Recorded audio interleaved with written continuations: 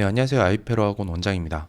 이번 겨울학기 세미나 참석 못하신 학부모님들을 위해서 이렇게 영상으로 이번 세미나 내용을 간단하게 제작하게 되었습니다. 자, 끝까지 잘 들어주시면 분명히 가정에서 자녀 교육 하시는 데 많은 도움이 될 거라 생각을 합니다. 자, 내용의 순서로는 교육과정, 그리고 고교 학점제, 그리고 마지막으로 우리 아이에 대해서 아이들 교육에 대해서 세 파트로 나눠서 설명을 드리도록 하겠습니다. 교육과정이라고 하면 아이들 공부하는 과목이 변한다던가 단원이 서로 좀 순서를 바꾼다던가 크게는 대학 입시 정책이 바뀐다던가 이런 큰 틀에서 교육 정책의 변화를 바꾸는 겁니다. 그런데 2007 개정교육과정부터는 수시 개정을 할 수 있게 되었어요. 수시 개정이라고 하면 교육과정 전체를 바꾸지 않더라도 중간중간에 강론 수정을 할 수 있었던 거죠. 그러면서 현재 좀 혼란스러운 교육과정 체계를 갖추게 되었습니다. 이게 무슨 얘기냐면 교육과정 수시 개정이 가능한 이유로 도입과 폐지가 반복되는 일들이 있었습니다. 대표적인 사례들을 좀 써 놓았고요. 어쨌든 교육과정이 바뀐다 하더라도 그 안에서 다시 수시로 바뀌는 부분들이 있다는 거 알고 가시면 되겠습니다. 일단 맥락을 읽으면 교육과정이 이런 형태로 바뀌는구나 라는 걸 아실 수 있고요. 현재 우리 자녀들은 현재 2015 개정 교육과정을 적용받고 있습니다. 이 다음이 2022 개정 교육과정인데 2022 개정 교육과정의 핵심들을 좀 살펴보도록 하겠습니다. 먼저 학년인데요. 현재 초등학교 4학년들은 중학교 1학년부터 학교에서 적용이 되고 현재 중학교 1학년은 고등학교 1학년이 되었을 때부터 적용을 받습니다. 2022 개정 교육과정이라 함은 2022년 현재죠. 부터 2024년까지 연구 개발 과정을 거쳐서 학교 현장에는 2025학년도부터 적용이 됩니다. 2025학년도부터 적용이 되는 거라서 초등학교 4학년은 중학교 1학년이 되었을 때, 중학교 1학년은 고등학교 1학년이 되었을 때 적용을 받게 됩니다. 핵심적인 내용은 첫 번째, 디지털 교과서가 도입이 될 겁니다. 내가 만드는 디지털 교과서는 아이들이 실제 패드를 가지고 공부한다라고 생각하시면 돼요. 물론 종이로 되어 있는 기존의 교과서 형태도 주요 과목들은 남겠지만 여러 탐구 과목 또는 선택 과목들은 디지털 교과서를 많이 활용을 하게 될 거예요. 이를 통해서 아이들이 스스로 탐구하고 토론 발표하는 수업이 많이 활성화 될 것이라고 보여지고요. 이 과정에서 중요한 능력이 작문 발표 능력이 될 것이라고 생각합니다. 그리고 현재 이학습터, EBS, 학부모님들이 들어가는 나이스, 에듀넷, 그다음에 디지털 교과서에 학교 알림이까지 현재 학생들을 교육하고 관리하는 여러 그러니까 정부에서 운영하는 온라인 프로그램들이 있는데 이게 모두 통합이 되어질 거고요. 지금 통합 과정이 있습니다. 통합을 진행을 하고 있습니다. 그리고 2028학년도 수능부터는 수능 체계 자체가 전체적으로 개편이 되는데요. 이게 누구냐면 현 중학교 1학년입니다. 현 중학교 1학년이 대학 갈 때는 선배들과 다른 수능을 치르게 될 거예요. 일단 예상되어지는 거는 종이로 시험을 보지 않고요. 디지털 기기 여기 있네요. 디지털 기기가 가장 기본적인 시험 도구로 쓰일 겁니다. 디지털 기기를 사용을 한다는 건 뭐냐면 이제 패드를 가지고 시험을 볼 수 있다는 거죠. 그러면 타이핑이 가능합니다. 타이핑이 가능하다는 건 글을 쓸 수 있다는 이야기죠. 그래서 수능에서 손원수령이 도입이 될 거고 만약에 손원수령이 도입이 되면 사람이 아닌 AI가 채점하는 방식으로 되어질 것이다. 그리고 이게 지금 이미 연구되어지고 있다라는 거죠. 그리고 고교 학점제가 함께 전체적으로 도입이 됩니다. 이에 대해서 한번 알아보도록 하겠습니다. 좀 정리를 해보면 지금 고등학생에 대한 이야기는 하지 않을 거고요.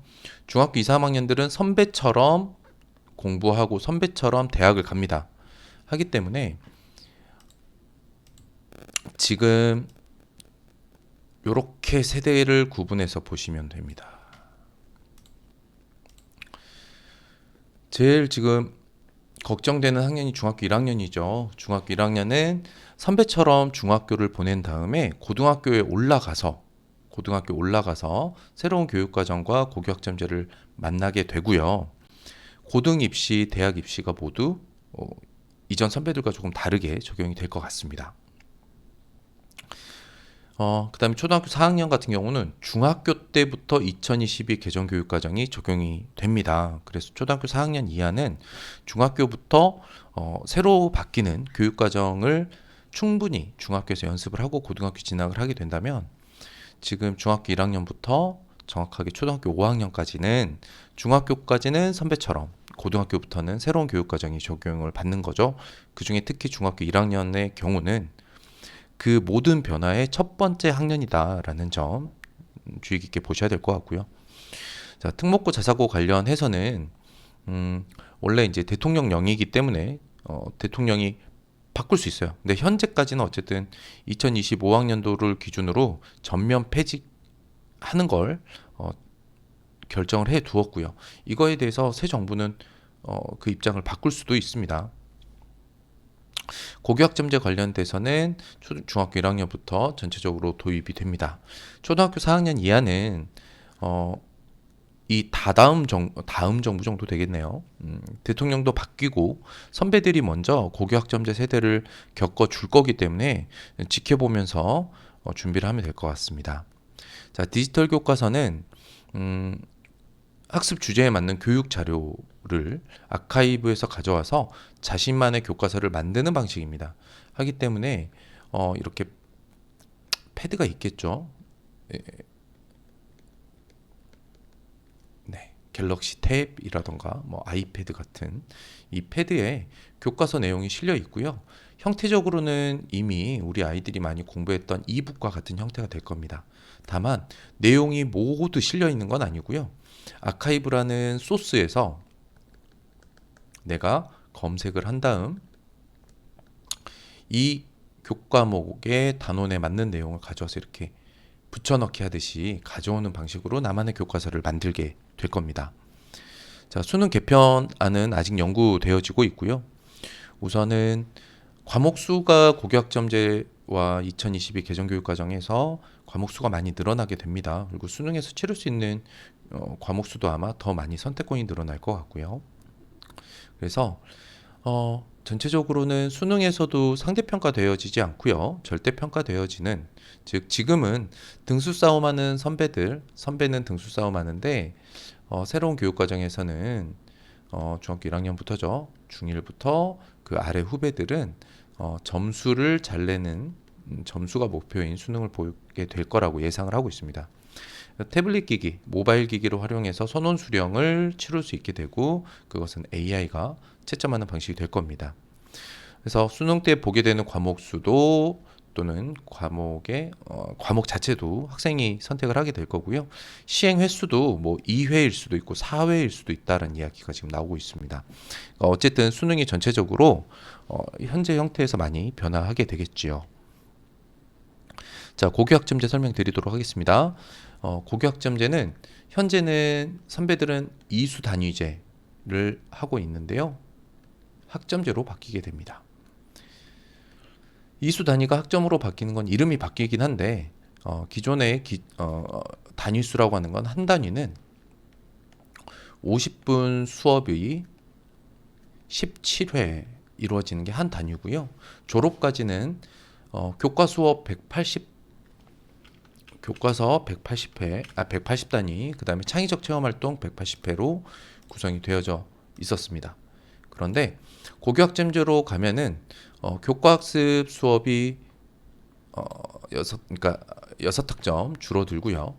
단위에서 이제 학점으로 바뀌니까 용어가 변화하긴 한데 나타내고 있는 내용 자체는 동일합니다. 그래서 전체적으로 수업량은 약간 줄어드는 걸 확인할 수 있고요. 두 번째, 그럼에도 고등학교 1학년은 본인이 입학하기 전에 고등학교 1학년 과정을 스스로 선택해서 설계하기가 어렵기 때문에요. 고등학교 1학년 때는 공통 과목을 수업을 듣게 되고 고2 때 어떤 과목을 수강 신청하게 될 건지를 설계하는 학년이 될 겁니다. 그러면 고2, 고3이 되면 자신이 선택한 진로에 맞게 선택 과목을 본인이 결정하고 본인이 수강 신청하는 이제 그런 고등학교 2, 3학년 생활을 보낼 겁니다. 지금 고교학점제로 바뀌는 2022 개정교육과정에서는 현재보다 훨씬 더 많은 선택 과목이 만들어질 거고요. 주로 그런 선택 과목들의 수업에서 평가하는 기준은 여기서 중요한 건데 점수가 사라지는 건 아닙니다. 그렇기 때문에 아이들의 학교 생활은 평가받게 되고 그게 몇 점이다라는 점수와 그리고 그 활동에 대한 내용을 글로 써주는데 이 두 가지가 이제 학생들이 학교 생활한 평가인데요. 그 주로 평가 기준이 과거에는 시험 문제를 풀었던 거면 고교학점제부터는 발표 그리고 보고서와 같은 형태의 산출물들이 될 거라고 보여집니다.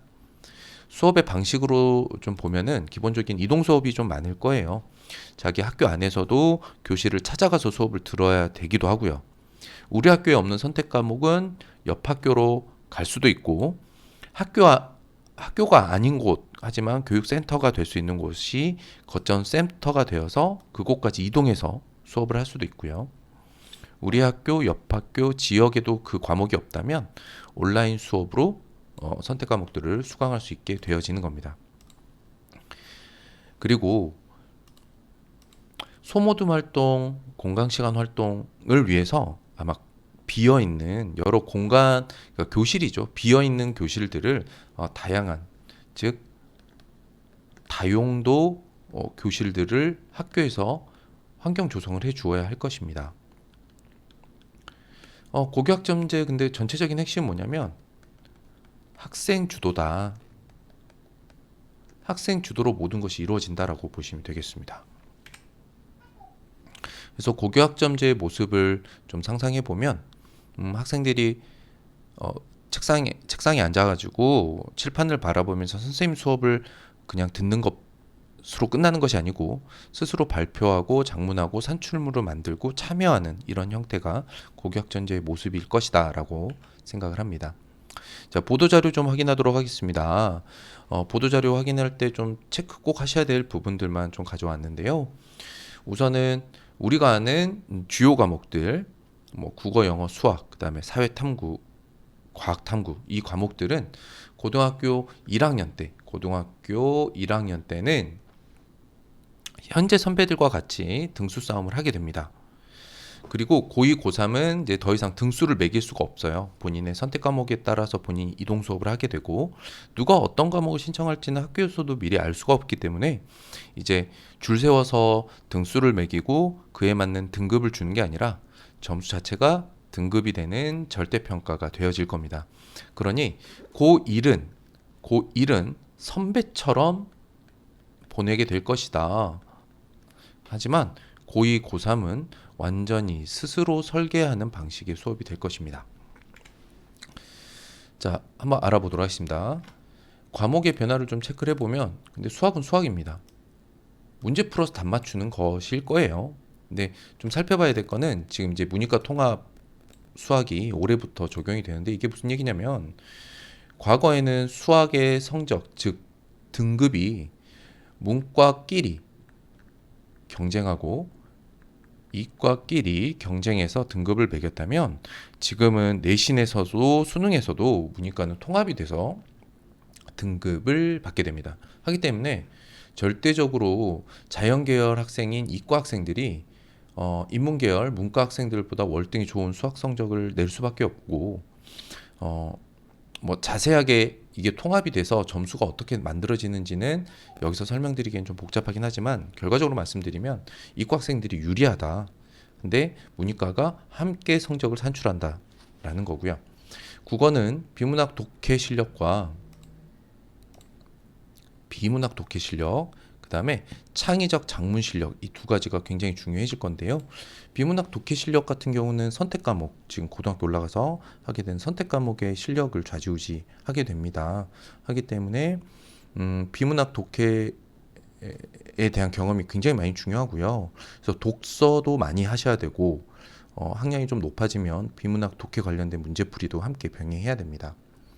영어 같은 경우는 이전에 입시 영어에서 다루었던 문제를 맞춰서 그러니까 문제를 풀고 답을 맞추고 점수를 내는 영어도 살아남고요. 거기에 더해서 작문과 발표 실력이 굉장히 중요해질 겁니다. 이거는 학교 생활에서 이제 나타나는 걸 텐데요. 혹시 이제 이전에 학교에서 했던 수행 평가들 작문 같은 경우는 아이들이 미리 준비하고 외워와서 쓰는 정도의 작문이었다면 이제 고교학점제 세대에서의 영어 작문은 그런 형태로 훨씬 뛰어넘는 정말로 실제 작문을 할 수 있겠는가를 살펴보는 과정이 굉장히 많이 늘어날 것으로 보입니다. 탐구 과목도 발표 산출물, 작성 이런 것들이 좀 중요할 거고요. 과학은 융합과학 사고력 이걸 위해서 과학 전반에 대한 배경 지식들이 중요해질 겁니다. 자, 또 마저 보도자료들을 좀 확인하도록 하겠습니다. 조기 졸업은 불가능합니다. 즉, 학점을 모두 채웠다면 졸업할 수 있는 거 아닌가? 라고 생각할 수 있는데 학기당 최소 수강 학점이 규정이 좀 되어 있습니다. 그래서 아마 학생들은 어떻게 고2, 고3을 보낼까 생각을 해보면 고등학교 2학년 때까지 가능한 최대 학점을 모두 이수하고 고3 때는 입시에 필요한 과정에 집중하게 되는 그런 방식을 취하겠죠. 그러니 고등학생의 1, 2, 3학년이 매우 다이나믹하게 흘러갈 겁니다. 어떤 얘기냐면 고1은 선배처럼 주요 과목 등수 싸움, 주요 과목 시험 점수 등수 싸움을 할 거고요. 고2는 자신의 진로와 선택 과목으로 최대 과목, 최대 학점을 따낸 다음 고3에는 입시 준비를 하는 과정을 거치게 될 겁니다. 그러니까 고1, 2, 3의 학교 생활이 완전히 서로 달라지는 거죠. 자, 그 다음 이제는 미수 학생, 즉 졸업에 대해서 좀 빡빡해지는 부분이 생길 겁니다. 물론 졸업을 안 시키겠다는 건 아닐 거지만 만약에 해당 학기에서 부족한 과목, 즉 과락이라고 하죠. 미수가 발생했을 때에는 보충 이수 과정을 거치게 될 건데 아마 incomplement F는 아니고요. 해당 과목에서 40점 미만의 점수를 받으면 방학과 같은 기간을 통해서 아이들이 추가 학습들을 하게 되는 그런 부분이 있을 거예요. 지금은 학교에 가기만 해도 출석만 해도 졸업은 가능하잖아요. 지금은. 그런데 고교학점제가 되면 미수 학생들에 대해서 보충 수업들이 이루어질 것이다 라는 걸 알아볼 수 있습니다. 자, 그 다음에 선생님에 대한 부분인데요. 고등학교 1학년 때는 담임 선생님이 있습니다. 고등학교 1학년 때는 담임 선생님과 진로 설계 수강 신청, 고2를 말씀드린 거예요. 고등학교 2학년 때 어떤 과목을 들을 건지 수강 신청을 하게 되는 기간을 보내게 됩니다. 이걸 위해서 이런 교육 과정을 설계하는 전문가들 지금 양성하고 있고요. 점차 늘어날 겁니다. 그래서 고등학교 1학년 때는 담임 선생님이 있고 공통 과목 공부를 하는 거고요. 학급별로 시간표를 학교에서 정해 줄 겁니다. 근데 고2, 고3이 되면 이제 모둠 수업 형태로 담임 선생님과 같은 관리 선생님이 있을 거예요. 이제 뭐 담임 선생님보다는 학생들 모둠 관리 선생님이 되겠지요. 그래서 선택 과목 중심으로 이제 1교시 담당 선생님과 관리하시는 담당 선생님과 시간을 보낸 다음 전달받고 바로 교실 이동을 하는 거죠. 그래서 1교시가 시작하기 전에 본인의 짐 다 챙겨서 복도로 나온 다음 1교시부터 쭉 학교 끝날 때까지 자신이 수강 신청한 과목들의 강의실을 찾아다니면서 수업을 하게 될 겁니다. 자, 수강 신청 방식입니다. 수강 신청은요, 학생이 미리 이제 진로를 선택을 하겠죠. 그러면 그 진로에 맞는 선택 과목들을 본인이 구성을 하고 아까 설명드렸던 디지털 통합 플랫폼 어플을 통해서 수강 신청을 본인이 직접 할 겁니다. 이거는 고등학교 1학년 때 총 4번에 걸쳐서 요 수강 신청은 고1에 4회 정도에 걸쳐서 수강 신청과 그다음 정정을 하면서 결정을 하게 됩니다. 수강 신청을 모두 끝냈다면 고등학교 2학년 때부터는 이동 수업을 시작하게 됩니다. 학교 안에서도 이동 수업이죠. 자, 예상되는 학교 현장의 어려움들이 있습니다. 첫 번째, 선택 과목이 엄청 많이 늘어나는데 그런 모든 선택 과목의 선생님을 충원하기가 불가능합니다. 그리고 아이들이 진로를 스스로 결정하고 선택해야 되기 때문에 진로만을 가지고 지도해주는 전문 교원들이 대거 필요할 것으로 보이는데 아직 학교에서 그만큼의 준비는 아직은 안 되고 있는 것 같아요. 그 다음 특성화 교실이 필요합니다. 선택 과목별로 그러면 학교 현장에서 이제 책으로 공부하고 뭔가 노트에 필기하는 정도의 학습 형태가 아니라 실제 체험하고 필요하면 실험도 하고 학생들이 뭔가를 만들어내기도 하고 산출물도 제출하고 발표하고 토론하고 여러 가지 다양한 학교 내에서 여러 가지 다양한 선택 과목 활동들이 있을 건데 그런 선택 과목별로 필요한 아주 특성화된 교실들이 현재로서는 부족해 보입니다. 그리고 더 큰 문제는 학생들이 수강 신청을 하다 보면 모든 수업을 딱딱 붙여서 신청하기 어려울 때도 있습니다. 그럼 뭐가 발생하냐면 공강 시간이 발생을 하게 돼요. 그때는 자습할 수 있는 대기 공간들이 필요할 겁니다. 거기에 더해서 만약에 이동 수업을 하게 되면 이동 시간에 대한 대책도 필요할 겁니다. 대학 입시를 한번 보도록 하겠습니다. 자, 이렇게 고등학교 생활을 치렀던 세대가 대학에 가려면 그 조합은 어떻게 잘 맞을까요? 자, 그래서 한번 알아보도록 하겠습니다. 먼저 이 부분 전체에 대한 내용을 좀 살펴보면 교원이 부족합니다. 학생이 많아서 선생님이 더 필요한 게 아니라 과목 수가 많아져서 교원이 많이 필요한데요. 우선은 지금 사범대에서 선생님이 되고자 준비하고 있는 학생들, 현재 대학생들이겠죠. 현재 대학생들은 연계 전공 관련해서 확대하고 복수 전공하라라는 뜻입니다. 그렇기 때문에 한 선생님이 여러 과목을 가르칠 수 있도록 준비하라라고 예비 선생님들에게 이야기를 하고 있어요. 자, 그 다음 현재 선생님, 학교에 계시는 선생님들을 말씀드리는 겁니다. 현직 선생님들에게도 대학이나 대학원을 가서 복수 전공을 하라는 거죠. 물론 아주 핵심적인 주요 과목들 국어나 영어, 수학 선생님들은 아마 그럴 일은 없을 것 같은데 그 이외에 나머지 일반 선택, 진로 선택 과목 선생님들은 본인 교과 이외에 추가적으로 더 많은 수업을 할 수 있도록 다시 공부해라 라는 게 보도자료로 나왔습니다.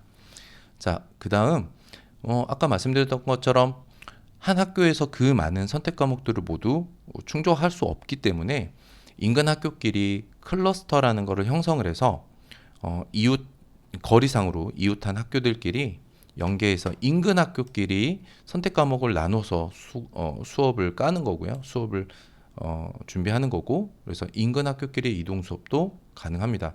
그럼에도 없다면 아까 말씀드렸던 것처럼 온라인 수업이 가능해집니다. 이미 온라인 수업을 아이들이 많이 경험을 하게 됐죠. 원래 2025학년도부터 실시하려고 했던 이런 온라인 수업 방식이 지난 2년 동안 코로나에 의해서 강제적으로 시행이 되어져 버렸죠. 그래서 아이들이 이미 온라인 수업에 어느 정도 적응이 되어 있는 상태입니다. 자, 그 다음에 이렇게 해서도 교원이 충족이 안 되는 경우에는 해당 지역에 교원 자격증은 없지만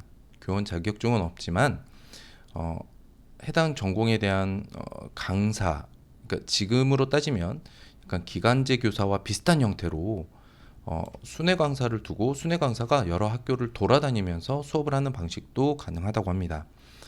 여기에서는 아까 말씀드렸던 교사 자격증이 없더라도 해당 과목에 전문성이 있다라고 인정받으면 아마 현재 인근 대학 특히 지역 대학에서 협력하여 교수 자원을 확보해서 순회 강사를 둘 수 있게 될 것입니다. 그런데 박사급, 그러니까 학교 밖 전문가인데 그 수준을 박사급 전문가라고 이제 말은 하고 있습니다. 그리고 어떤 특정 과목에서 항시적으로 담당할 수 있도록 하겠다고 했는데, 박사급 전문가가 기간제 교사로 온다? 그러면 크게 두 가지의 문제가 생기는데요. 박사급 전문가를 확보하기에 더 좋은 지역이 있죠. 서울이겠죠. 서울은 박사급 전문가들을 찾아보자라고 하면 아주 많을 겁니다. 그런데 지방 소도시로 갈수록 그러기가 쉽지 않을 겁니다. 그래서 지역 간 편차가 있을 것으로 예상이 좀 되어지고요. 두 번째는 그런 박사급 전문가가 과연 학교에서 정해놓은 강사료에 만족하고 일을 할까 하는 건 또 다음 문제겠죠. 그래서 최후의 수단, 온라인 수업입니다. 다만 지난 2년여간 우리 학생들이 온라인 수업을 많이 들었었잖아요. 그 학습의 효과, 집중도 만족하십니까? 제가 보기에는 온라인 수업이 많이 되어질수록 학업 성취도도 좀 많이 부족했고요.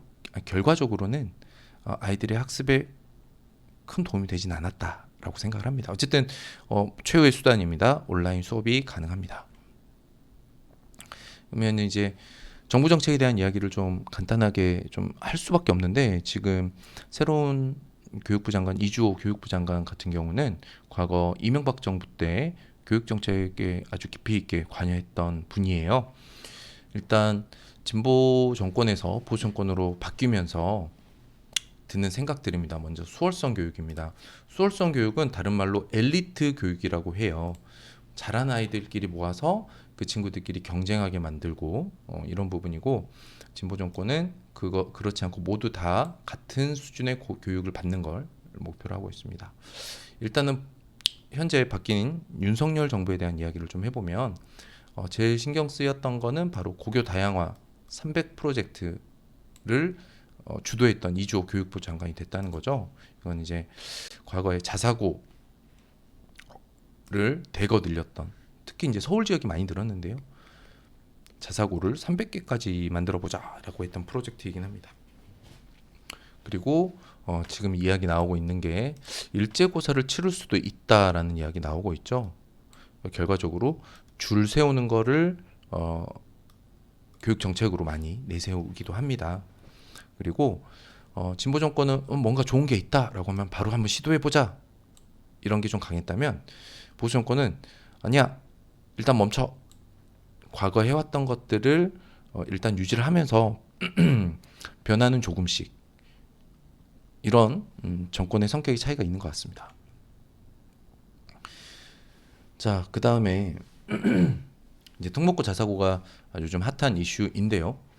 특목고 자사고 지정 관련돼서는 대통령 영임으로 이제 새 정부 손에 들어갔습니다. 현재까지는 2025학년도에 영재학교 과학고를 제외한 모든 자사고와 특목고는 폐지하는 쪽으로 일단 정책 결정이 한번 이루어졌으나, 지금 대통령이 새로 바뀌었기 때문에 새 정부에서는 이걸 다시 유보할 수도 있겠다라고 생각을 합니다. 그래서 윤석열 정부에서는 특목고 자사고 폐지를 일단 좀 유보하는 방향으로 결정이 될 것 같고, 그것들을 유지하는 쪽으로 가닥이 잡힐 것으로 예상이 되고 있습니다. 그런데 만약 이런 특목고 자사고가 유지가 된다면 어떨까? 고교학점제 세대에서 말이죠. 바로 주요 과목에 대한 선택권이 지금도 이미 일반고에 비해서 현저히 그 인프라가 잘 구성되어 있는데, 고교학점제 세대에서의 이런 선택 과목의 자율성은 특목고 자사고에게는 굉장히 큰 유리함을 주고 있습니다. 그래서 이전부터 그렇게 운영을 해왔기 때문에 운영 능력 자체가 굉장히 탁월합니다. 그리고 내신이 절대평가로 바뀌게 되면서, 과거에는 불리했다고 하는 학생부 등급은 원래는 등수 싸움이었기 때문에 등수 싸움에서는 특목 자사고가 불리합니다. 특목고 자사고가 굉장히 불리했어요. 그런데 만약에 내신이 절대평가 형태로 바뀌게 된다면 특목고 자사고 아이들은 이제 더 이상 불리한 요소가 없는 거죠. 대학 입시에서. 그리고 면학 분위기가 좋기 때문에 학업 성취도와 실력 모두에서 이제 유리하게 되는 거인 거죠. 그러니까 학생부에서도 유리하고 이제 일반고와는 현격한 차이가 더 많이 벌어지게 될 거라고 예상을 하고 있습니다. 자, 그럼 우리 아이들은 어떨까라고 생각을 해보면 진로 탐색, 좀 깊이 있는 진로 탐색 과목이 중학교 학교 안에는 없습니다. 자유학년제인 중학교 1학년 시기를 보내고는 있지만 실제 학생들이 그 자유학년제 중학교 1학년을 통해서 자유로운 탐구와 진로 선택의 기회를 받느냐, 저는 아직 그러지 못하고 있다고 생각을 합니다. 근데 이 친구들은 고등학교 1학년 때 국영수 사과에 대한 등수 싸움을 해야 됩니다. 그 다음 진로를 결정을 해야 되죠. 이걸 동시에 진행을 해야 됩니다. 이렇게 고등학교 1학년이 끝나면 고등학교 2학년 이후에는 진로 선택 과목에 따라서 본인이 수강 신청을 하고 직접 시간표를 구성하게 됩니다. 자기가 신청한 수업 형태에 맞춰서 옆 학교 이동, 거점센터, 순회 강사, 온라인 수업 등을 듣게 돼요. 이렇게 선택한 과목들은 지필고사도 일부 있을 수 있지만 주로 토론과 발표, 작문이 많은 비중을 차지하게 될 겁니다. 그리고 이것이 평가의 기준이 되어줄 거예요. 여기에 수능은 절대평가로 선택과목별 선원술이 출제될 수 있고 AI가 채점하는 방식이 연구되어지고 있습니다. 이게 중학교 1학년들이 당장 고등학교 올라가면 접하게 될 현실이 있는 거죠. 중1의 현실입니다. 지금 12월이기 때문에 우리 아이들은 중2와 중3 2년 남았습니다. 2년 안에 이런 고등학생이 이런 과정을 소화할 수 있는 고등학생이 될 수 있도록 반드시 준비가 필요하겠죠. 대학교는 어떨까 생각을 해봤습니다. 대학교는 전공적 합성을 볼 겁니다. 하기 때문에 고등학교 때 어떤 과목을 선택했는지 그리고 그 과목의 성적은 어떠했는지를 볼 거고요. 기초과목 학력이 우수한 학생을 우선 선발하겠죠. 그렇기 때문에 고등학교 1학년 상대평가 결과도 중요하게 볼 것으로 예상되고 있습니다. 그리고 해당 관련된 진로를 일찍 설계하고 결정해서 미리부터 집중했던 학생들이 유리할 겁니다. 독서라던가 배경 지식 등까지 모두 면접 과정에서 살필 거기 때문이죠. 그리고 이전까지는 상대평가였기 때문에 등수 싸움이었기 때문에 실제 그 등급에 대한 신뢰도가 굉장히 높았거든요. 그런데 이제 상대평가에서 절대평가로 바뀌고 그 평가의 기준이 시험을 봐서 성적을 낸 것이 아니라 발표나 토론, 작문 같은 것들이었기 때문에 이전의 선배들보다는 그렇게 만들어진 성적이라 함은 내신 성적, 수능 성적이겠죠. 내신과 수능 성적에 대한 변별력이 좀 약해질 겁니다. 변별력이 약해진다는 건 추가적으로 대학교 선발 과정에서 추가적인 대학별 전공 적합성 평가 과정이 이루어질 것으로 예상을 하고 있습니다. 그리고 수능의 형태가 바뀌고 절대평가가 된다 하더라도 일정 정도의 변별력은 여전히 인정할 것이다라고 생각하고 있습니다. 그래서 이렇게 준비하셔야 됩니다. 고등학교 1학년 주요 과목 석차를 잡아내야 됩니다. 석차. 그래서 고등학교 1학년 때는 선배들처럼 등수 싸움 해야 돼요. 그리고 문제 풀어서 답 맞춰서 성적 내는 행위도 굉장히 잘해야 됩니다. 그리고 늦어도 중학교 3학년 2학기까지는 고등학교 올라가서 어떤 진로를 선택할 건지 미리 끝내놓고 가는 것이 훨씬 유리할 겁니다. 이때가 마지막 데드라인이라고 생각을 하고 준비하셔야 돼요. 그렇기 때문에 지금 중학교 1학년이면 내년과 내후년 이렇게 2년 동안 집중적으로 진로 선택을 집중적으로 해야 됩니다. 그 진로 탐색 과정도 굉장히 중요하겠죠. 그 다음 진로를 선택한 이유인 고2, 고3 때는 토론, 발표, 산출물 제출을 잘할 수 있도록 아이들이 토론, 발표, 작문 연습을 많이 해야 됩니다. 그리고 전공 적합성 면접을 위한 전공 관련 독서를 아주 꾸준히 해와야 돼요. 저는 다른 과목들은 선행이 꼭 굳이 필요한가라고 생각을 하거든요. 하지만 독서만큼은 선행이 필요합니다. 그래서 전체 과목 중에 꼭 반드시 선행이 필요한 과목은 뭐야? 라고 했을 때 저는 무조건 1번은 독서다. 독서만큼 부작용 없는 선행도 없습니다. 하기 때문에 중학교 때 진로 전공 선택과 그 탐색 과정을 거치면서 관련된 전공 독서를 아주 많이 해주는 게 나중을 위해서 굉장히 도움이 많이 될 것이라 생각합니다. 당연히 계속 말씀드리는데 장문이 필요합니다. 이제 수능에서 선원 수령이 나올 거기 때문에 장문 연습은 학교 내신 그리고 학교 수행 평가뿐만 아니라 수능을 위해서도 준비가 필요합니다. 자, 그럼 진로 탐색 어떻게 할 거냐? 제가 추천드리는 사이트는 워크넷이고요. 고용노동부 사이트입니다. 고용노동부 홈페이지에 이렇게 들어가 보시면 여기 직업 진로란이 있거든요. 이거는 이제 학생들이 많이 이용할 수 있는 영역이 많은데요. 그게 바로 청소년 관련 심리검사, 직업 심리검사이고 그 다음에 직업 정보입니다. 우선은 청소년 관련 심리검사가 요 란에 있습니다. 들어가 보시면 그래서 학생들의 직업 흥미검사, 적성검사, 가치관검사, 진로 발달검사, 뭐 인성검사 등등등등 이런 심리검사를 하기를 추천드리고요. 그럼 어떤 주기로 하면 좋냐? 제가 보통 추천드리는 거는 초등학교 한 5학년, 6학년이면은 1년에 2회. 중학생이다. 그러면은 1년에 한 3에서 4회 정도 꾸준히 같은 검사를 이어가 보시면 그걸 누적시켜서 우리 아이들의 진로를 탐색하는 기초적인 자료로 사용하실 수 있을 겁니다. 들어가 보시면 검사 실시를 하시고요. 검사가 끝나면 여기 글이 아주 작게 보이긴 하는데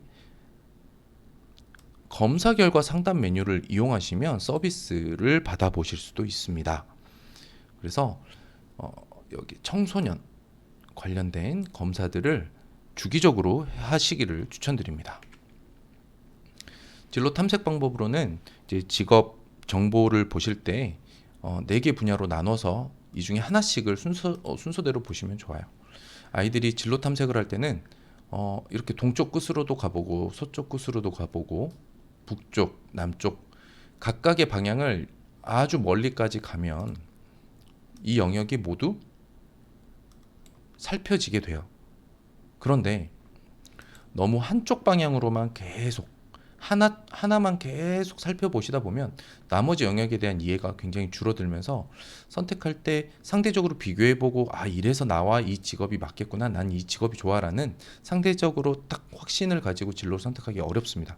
그래서 제가 추천드리는 거는 이렇게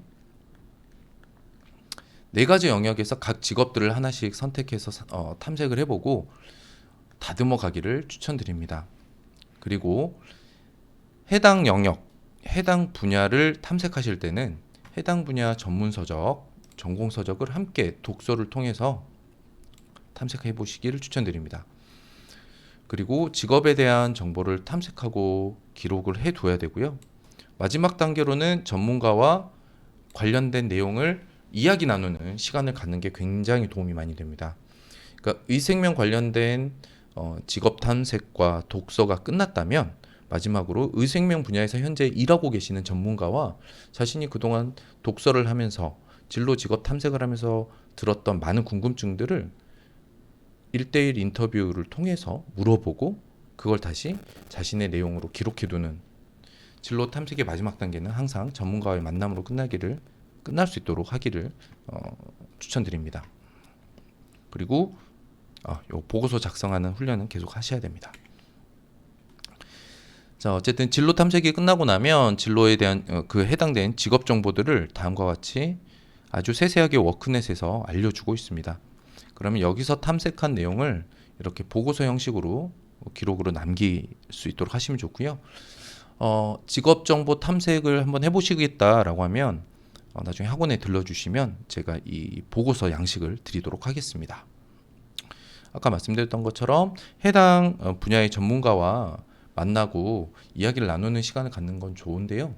그러기가 쉽지가 않죠. 그게 찾아보기가 어렵다라고 하면요. 유튜브 안에 고용노동부 홈페이지에서 고용노동부에서 만든 한국고용정보원 직업진로 동영상이라는 채널이 있습니다. 워크넷 채널인데요. 유튜브 채널을 통해서 직업 정보를 취득하시는 게 좋은데 여기서 단 조심하셔야 될 게 있습니다. 유튜브 안에서 그냥 직업과 진로에 대한 탐색을 하시면 오염된 정보가 되게 많아요. 그래서 오염되지 않게 잘 정리되어 있는 워크넷 유튜브 채널을 보시기를 추천드립니다. 자, 독서입니다. 독서는 좀 목적식적으로 하긴 해야 되는데요. 그래서 학년으로 따지면 초등학교 4학년 때까지는 이야기 책도 좋고 뭐 만화책도 좋고 다 좋아요. 여러 분야, 여러 종류의 책을 나눠서 보기를 추천드리고요.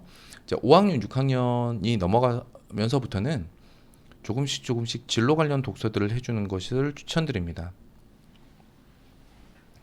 독서는 왜 중요하냐면 모든 과정에서 모든 영역에서 필수 과정입니다. 그래서 초등학교 5학년 이후부터 독서에 대한 계획을 세우실 때는 진로 탐색을 한 분야에서 한 2권, 그 다음에 일반적인 인문교양 과목 1권 해서 3개월 한 세트, 많이도 아니에요. 한 달에 1권은 필수로 읽게끔 해주시고 당연히 서평을 써야 됩니다. 이럴 때 첫 번째 달, 두 번째, 세 번째 달에는 이렇게 한 세트로 해서 전공 2권, 교양 1권으로 추천 도서는 아주 많이 있습니다. 여기저기 있는 관련된 추천 독서는 서점 가서 찾아보시면은 영역별로 다 나뉘어져 있기 때문에 가서 보시고 결정하시면 돼요. 그리고 이제 이렇게 전문적으로 진로 관련돼서 좀 더 체계적이고 습관적으로 독서 계획을 잡을 때부터는 서평과 토론으로 책이 마무리되면 좋고요. 가장 추천드리는 건 서평과 토론은 좀 뭐 아빠 또는 엄마와 할 수 있도록 주 양육자 역할이 클 것으로 예상됩니다. 자, 중학교와 고등학교의 차이인데요. 네, 설명드리도록 하겠습니다. 내신 교과의 평가 방식이 바뀐다. 내용도 바뀌어지고요. 양도 바뀌어지고 그 난이도도 바뀝니다. 중학교 때까지는 점수만 있었다면 고등학교 때는 1학년 때 석차 등급, 즉 등수 싸움을 해야 되는 거고 2, 3학년 때는 이제 산출물 발표 토론이 중요하죠. 중학교와 다르게 고등학교는 학교에서 만약에 시험을 본다고 하면 그때 느껴지는 체감 난이도는 중학교 때 봤던 시험보다는 훨씬 더 어렵게 느껴집니다.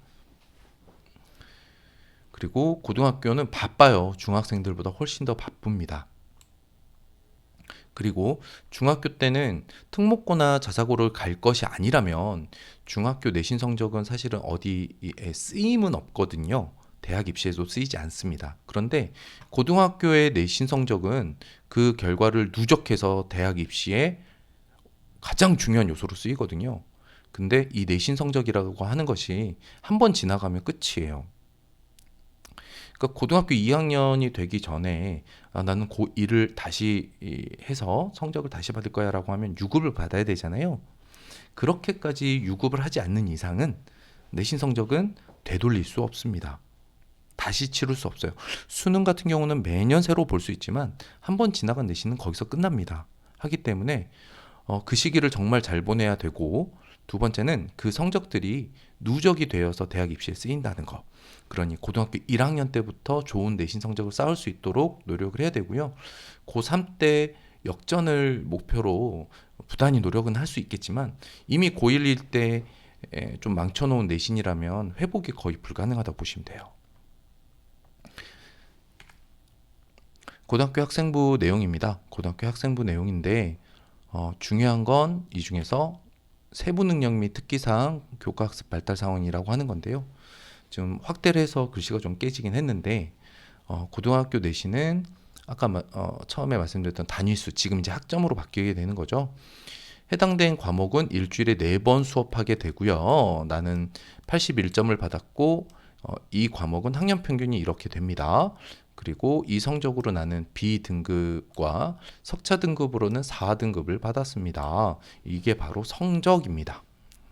근데 대학교에서 학생을 선발할 때 이런 성적만 보는 것이 아니라 이 세부 능력 및 특기사항이라는 내용도 함께 살펴보게 됩니다.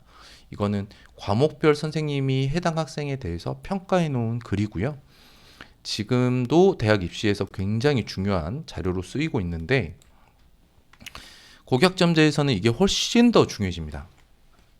그런데 학생부는 아무것도 하지 않은 학생에겐 아무 글도 써주지 않습니다. 그래서 세특이 텅 비일 수도 있다는 이야기예요. 자, 세특 예시인데 우선 첫 번째 세특은 어떤 의미냐면 선생님이 수업한 내용을 적어 두셨습니다. 이건 수업 내용이죠. 그럼 학생이 한 건 없습니다. 수업 내용일 뿐. 수업 내용만 적어놨다는 건 사실 텅 비어있는 이것과 같은 세특입니다. 2번 보면은 마찬가지로 수업 내용, 선생님이 어떤 수업을 했는지하고 이 학생이 수업 시간에 했던 수행평가 내용만 적혀 있습니다. 마찬가지로 수업 내용과 수행평가 내용만 가지고는 학생을 평가할 게 없어요. 비어있는 거나 마찬가지입니다. 3번 같은 경우는 그나마 선생님이 어떤 내용을 발표했고 흥미와 집중도를 높인 점이 돋보인다라는 약간의 칭찬이 들어있죠. 이건 약간 의미가 있을 수 있습니다. 자, 4번 세특입니다.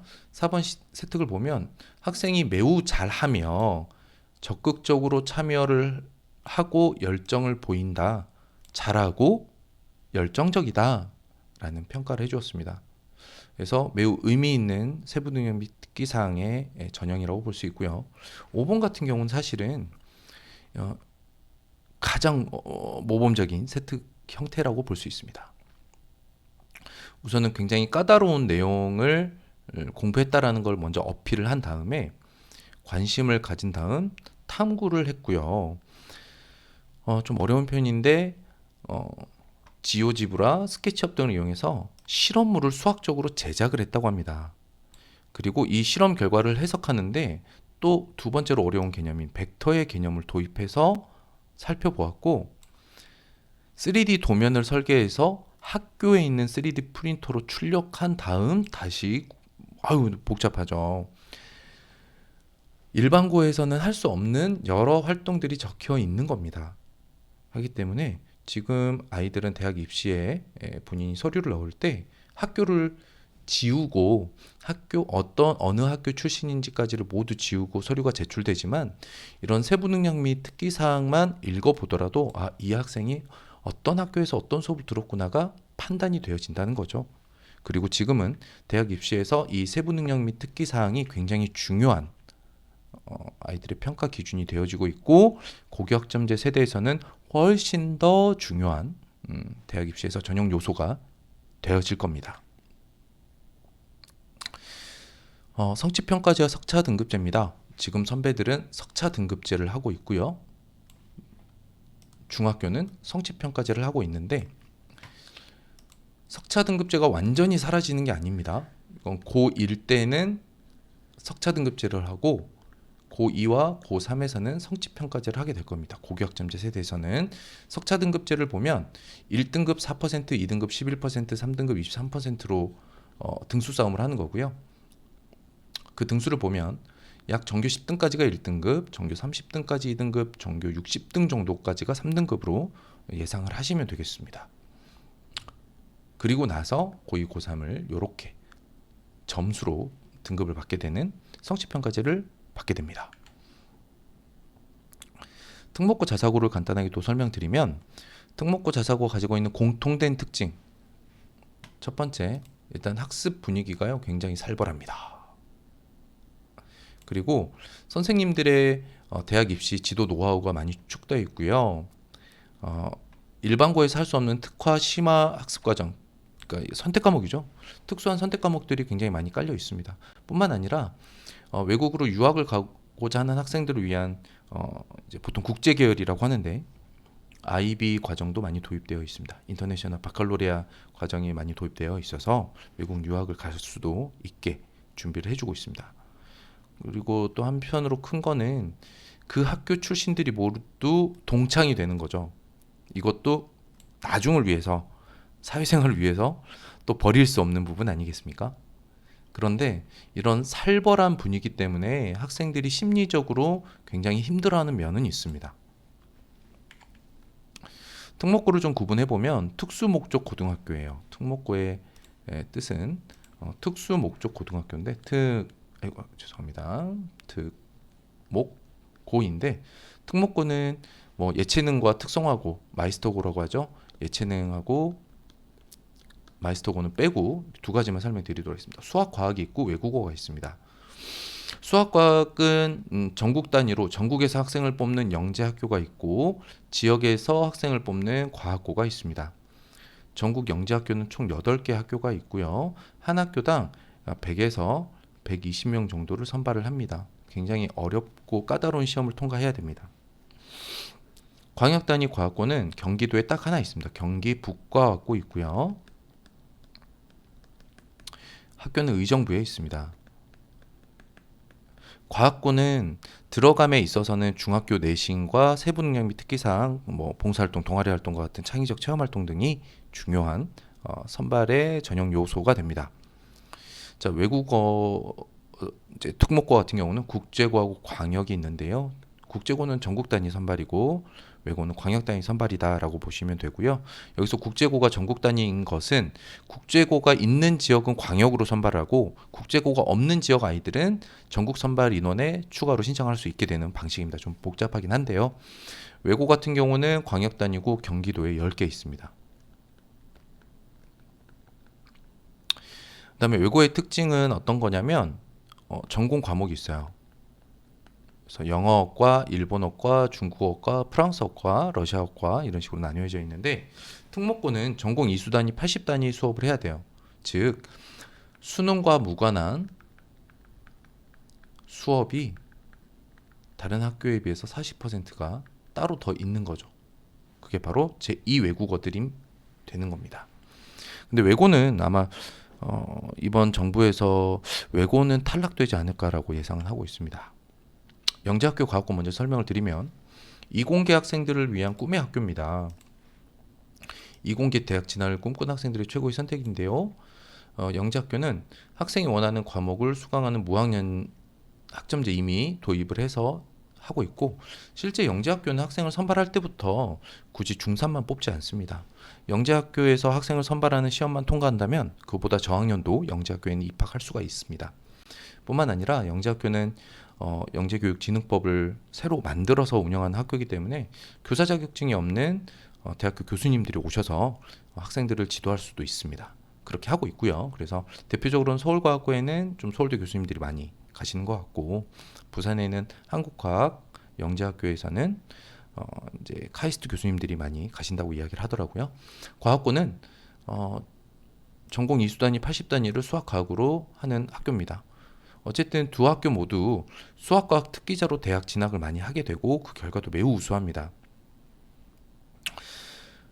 네, 경쟁률이 매우 높아요. 그래서 영재학교 같은 경우는 전국 선발인데 좀 경쟁률이 낮은 학교는 한 12대 1, 높은 학교는 거의 20대 1에 육박하고 경기 북과학고 같은 경우는 그 경쟁률이 한 9대 1 정도 또는 10대 1 정도도 될 수도 있습니다. 현재는 한 9대 1 정도 나오는 것 같습니다. 그런데 이공계 학생이지만 의대는 완전 불이익 또는 영재학교 같은 경우는 의대 진학 자체가 불가능해졌습니다. 그러니 의대 가겠다는 친구들은 영재학교 과학고를 선택하시면 안 됩니다. 자사고로 가면 됩니다. 자, 외고와 국제고입니다. 일단 공통점은 원어민 교사 등 체계적인 외국어 교육이 가능하고요. IB 과정이 있는 학교 없는 학교가 있는데 IB 과정은 국제계열 학생들에게 필수 과정이라고 보시면 되겠습니다. 당연히 여러 프로그램들이 외국어 특화 과정으로 맞춰져 있고요. 확실한 문과 성향 학생들에게 당연히 추천하는 학교입니다. 왜냐하면 외고 국제고는 문과 지향적인 학생들이 모이기 때문에 문이과 통합 과정에서 이루어지는 이과 학생들에게 밀리는 수학 점수를 그렇게 걱정하지 않아도 됩니다. 하지만 이공계로 갈 친구들은 절대 가면 안 됩니다. 문과 성향 학생들이고요. 자사고입니다. 자사고는 그 용어 자체가 자율형 사립고등학교인데 이게 원래는 이수단위 자율성이 있었습니다. 이수단위 자율성이 있어서 자율형 사립고라고 하지만 이게 불평등하다라고 해서 현재는 일반고랑 맞춰져 있는 상태입니다. 그래서 대학 입시에 유리한 고급 수학, 영어 강의까지 다양한 선택 과목들이 있고요. 일단 학습 분위기가 매우 좋습니다. 진로 선택 과목이 많고 수준이 매우 높아요. 참고로 AP가 붙어 있는 과목들이 있거든요. AP 과목은 수준이 대학교 교양 과목 수준의 수업이라고 보시면 되겠습니다. 그러니까 대학교 수준의 수업을 고등학교에서 하는 거죠. 다양한 독서 논술 교육 프로그램을 통해서 학생들이 대학 입시 과정에서 치르게 되는 면접에 굉장히 많은 도움을 받을 수 있습니다. 그리고 학교엔 노하우가 쌓여 있어요. 대학 입시 노하우가 쌓여 있고요. 그래서 학생들이 실력도 뛰어나고 공부하는 분위기가 정말 중요하죠. 그런데 이제 고교학점제까지 적용이 된다면 이제 더 이상 분리할 요소가 없이 절대적으로 유리한 체계가 잡힐 것 같고, 그런데 이번 정부에서 자사고는 살아남을 것으로 예상이 되어서 아마 그 경쟁률은 지금보다 훨씬 더 치열해지지 않을까 예상을 해보고 있습니다. 자, 여기까지 이번 겨울학기 세미나 내용을 좀 압축해서 설명을 드렸습니다. 아쉽게도 현장에 못 오신 학부모님들 이 영상을 통해서라도 이번 교육 세미나에 대한 아쉬움을 달래시기 바랍니다. 자, 여기까지 아이페로 학원 원장이었습니다. 감사합니다.